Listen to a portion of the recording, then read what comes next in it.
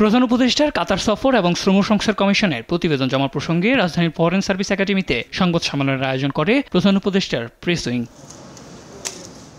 এ সময় প্রধান উপদেষ্টার প্রেস সচিব শফিকুল আলম জানান, আটতানা শীর্ষ সম্মেলনে আগামী 23 বা 24 এপ্রিল কাতারের আমির শেখ তামিম বিন আহমদ আল থানির সঙ্গে প্রধান উপদেষ্টার দ্বিপাক্ষীয় বৈঠকে বসার কথা রয়েছে, যেখানে ব্যবসা, বিনিয়োগ, জ্বালানি, বাংলাদেশের নাগরিকদের জন্য ভিসা চালু এবং প্রতিরক্ষা খাতে সহায়তার মতো বিষয়গুলো গুরুত্ব পাবে। কাতারের সাথে আমাদের একটা লং টার্ম এই এনার্জির আলাপগুলো হবে। তাদের সাথে আমাদের ভিসা সংক্রান্ত কিছু আমরা আলাপ করব। একটা বড় বাণিজ্য সম্মেলন হবে, বিশেষ করে ইনভেস্টমেন্টের জন্য। নারী বিষয়ক সংস্কার কমিশন বাতিলে হেফাজতে ইসলাম সহ বিভিন্ন ইসলামিক দলগুলোর দাবির প্রসঙ্গে প্রেস সচিব বলেন, এ বিষয়ে সব রাজনৈতিক দলের সঙ্গে আলোচনা করবে ঐকমত্য কমিশন। এটা ঐকমত্য কমিশনে যাবে।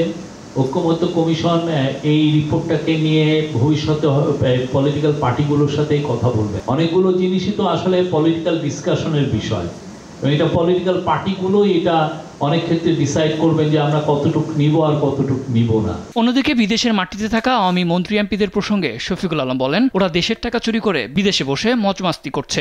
এরা বাংলাদেশের মানুষের টাকা চুরি করে নিয়ে বাইরে যে মৌজ ফুর্তি করছেন, আমরা তো তাদেরকে ফেরানোর এটা একটা নৈতিক দায়িত্ব এবং এই কাজটা আমরা করব।